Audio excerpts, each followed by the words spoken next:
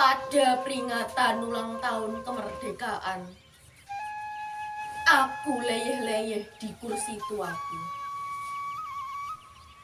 Aku menonton TV sambil memandangi satu-satunya kenangan yang suamiku tinggalkan. Aku kembali mengingat bagaimana susahnya perjuangan suamiku tercinta untuk bergerilya mengusir penjajah. Tiba-tiba cucuku datang dan menghampiriku.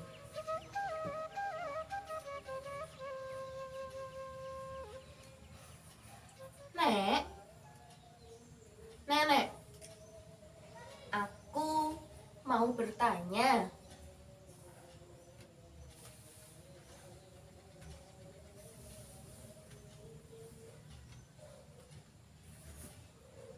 Ono bocah ayu, apa yang ingin kamu tanyakan?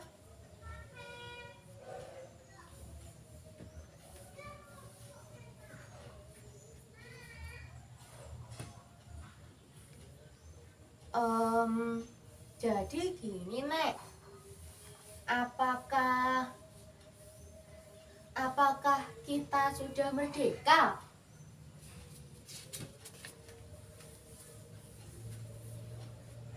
Aku kaget. Aku terkejut mendengar pertanyaan yang cucuku lontarkan. Bayangkan saja, aku yang sedang mengingat bagaimana susahnya perjuangan suamiku untuk meraih kemerdekaan. Tiba-tiba ditanyai pertanyaan sampah seperti itu.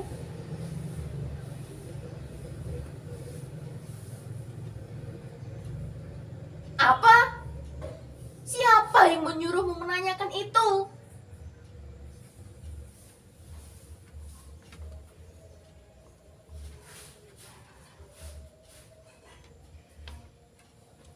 Aku baca di koran.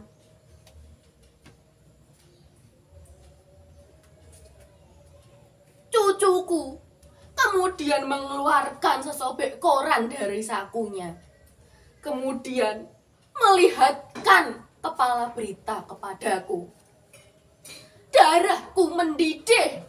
Media sekarang semua edan. Dagangannya sensasi, bukan fakta. Kemudian aku raih tangan cucuku dan aku genggam erat-erat.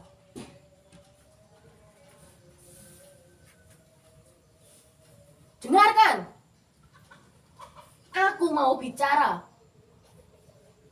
Aku ini saksi bisu bagaimana dulu kakekmu itu susah payah meraih kemerdekaan.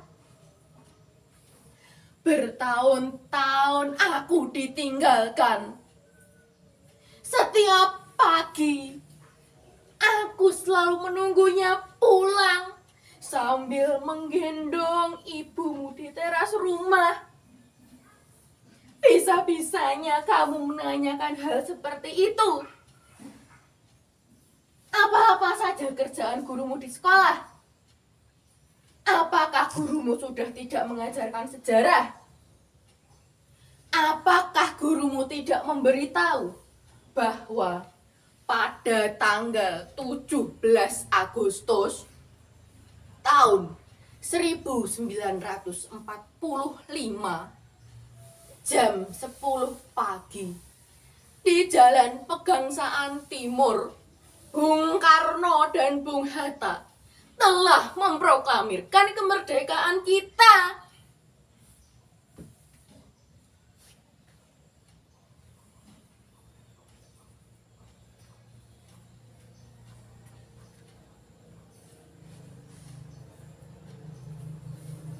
Proklamasi kami, bangsa Indonesia, dengan ini menyatakan kemerdekaan Indonesia. hal-hal yang mengenai pemindahan kekuasaan dan lain-lain diselenggarakan dengan cara seksama dan dalam tempo yang sesingkat-singkatnya. Jakarta, 17 Agustus 1945, atas nama bangsa Indonesia, Soekarno-Hatta.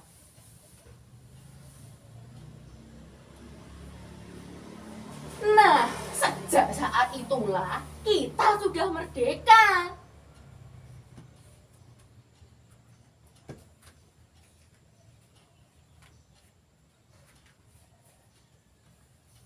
Jadi, kita sudah merdeka ya, Nek?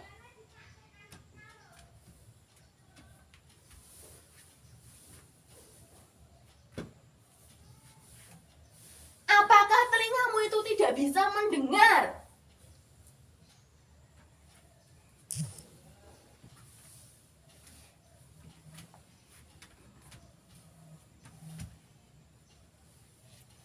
Tapi, Nek, kalau kita sudah merdeka, kenapa kita masih miskin?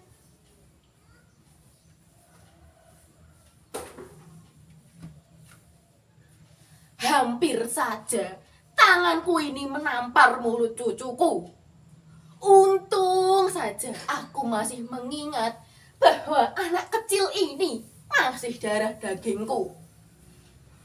Sambil menahan geram, aku genggam tangan cucuku.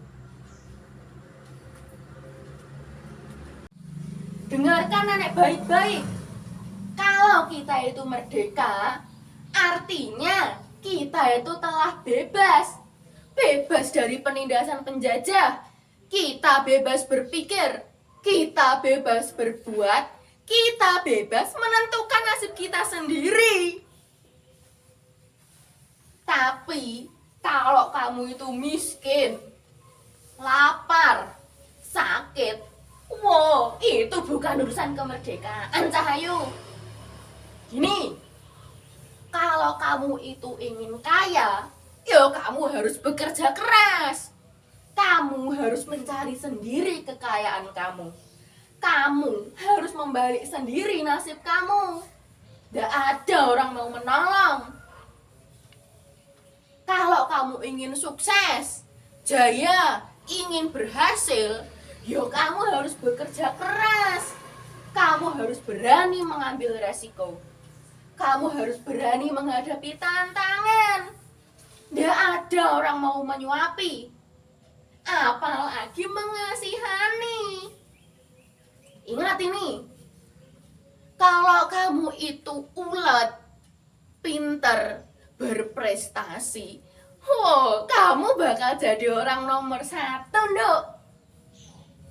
Tapi kalau kamu itu lemes, loyo, kerjaannya cuma mengemis, protes, mengeluh saja, kamu bakal jadi orang kere seumur hidup kamu. Karena sebentar, jangan ngomong dulu. Karena kalau kita itu merdeka, artinya kita harus bisa menggunakan kebebasan yang telah diberikan kemerdekaan. Jangan mentang-mentang kamu merdeka, kamu itu bisa berbuat seenaknya. Jangan mentang-mentang kamu merdeka, kamu bisa berbuat seenak udelmu. Padahal, sebentar. Nenek belum selesai bicara. Padahal, kalau kamu itu merdeka, sebenarnya kemerdekaan milik kamu itu masih dibatasi oleh kemerdekaan lain milik saudara-saudara kamu yang ada di lingkungan kamu yang sama merdekanya dengan kamu. Walhasil, kalau kamu itu merdeka, sebenarnya kamu itu belum merdeka. Ngerti?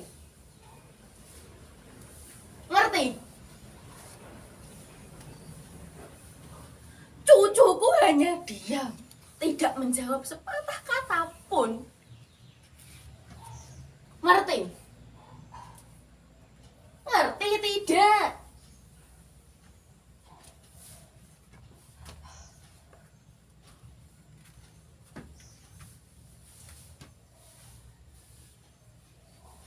Tidak, Nek.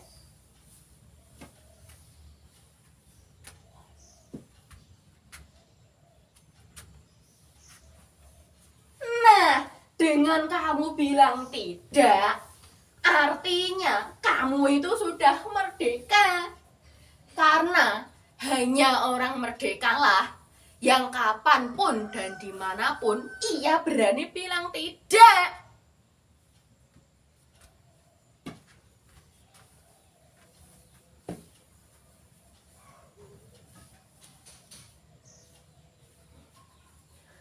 Sang Saka telah dikerek diiringi lagu Indonesia Raya.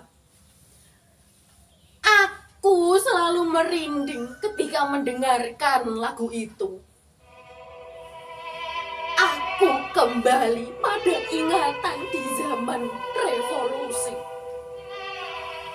Ketika aku ditinggalkan suamiku pergi ke hutan hanya untuk mencegat konvoi tentara kolonial, menghancurkan jembatan malam-malam, mengendap-endap ke kota, menyusup ke tansi militer kolonial. Duar! Dari sini terdengar suara ledakan yang luar biasa dahsyatnya. Kang Mas! Ojo mlenjani janjimu. Kowe janji bakal nemoni aku karo anakmu. Balio. Aku nunggu kowe ning kene.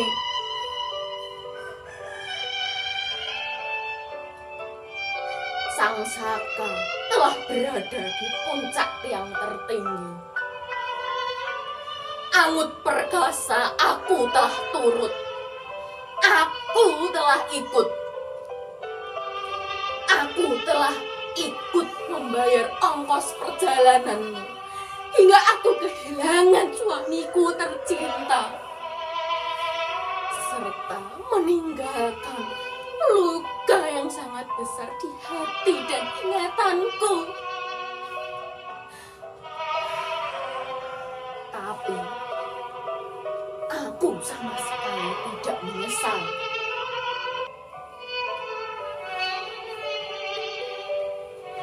Pada masa kemerdekaan, aku simpan beberapa senjata milik kakekmu yang masih ada di rumah.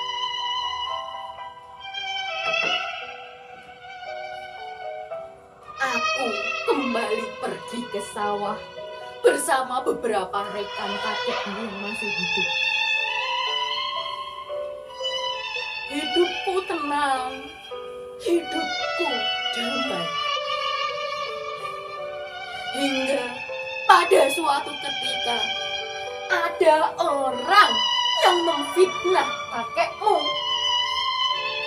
Ia mengatakan bahwa kakekmu beserta rekannya adalah seorang pengkhianat. Rekan kakekmu disergap dan aku lari terbirit pulang ke rumah. Aku ketakutan. Rekan kakekmu diperkarakan dan dipenjara 4 tahun. Setelah kejadian itu,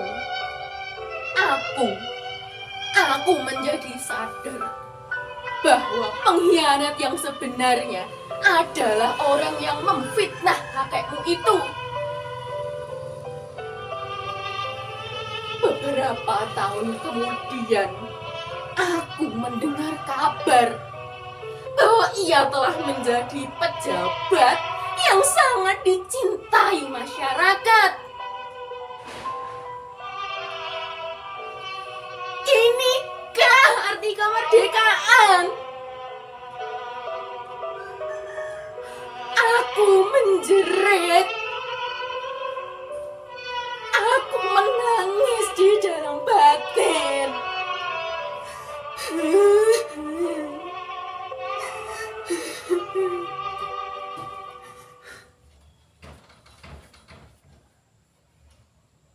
Tapi Nek, kalau memang kita sudah merdeka, kenapa Nenek menangis?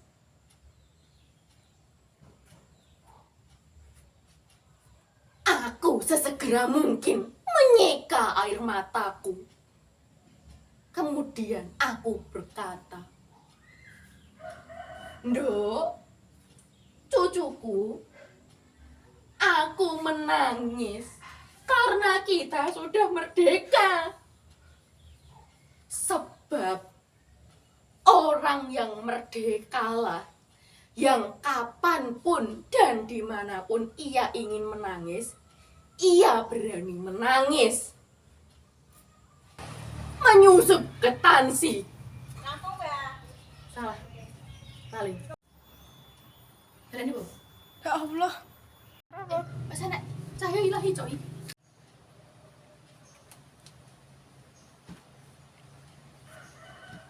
Ini masalahnya nutupi. Kurang mundur. Wis apik toh? Wes tapi sih nutupi rahimu.